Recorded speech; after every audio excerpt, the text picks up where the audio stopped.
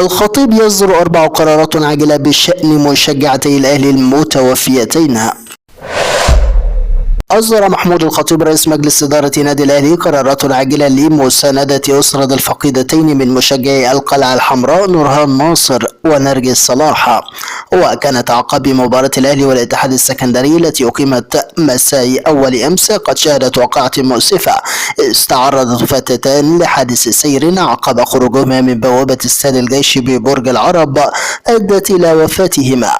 ووجه الخطيب المتواجد حاليا في رحلة علاجية باتخاذ عدد من القرارات والإجراءات التي من شأنها تقديم كافة أشكال الدعم والمساندة لأسرتي مشجعتي النادي. أما عن قرارات الأهلي بشأن المشجعتين فجاءت كالآتي: تكليف المهندس خالد مرتجى أمين الصندوق برئاسة وفد النادي والذي يضم عددا من أعضاء مجلس الإدارة وممثلين عن الإدارة التنفيذية والفريق الأول لكرة القدم لتقديم واجب العزاء لأسرتي الفقيدتين.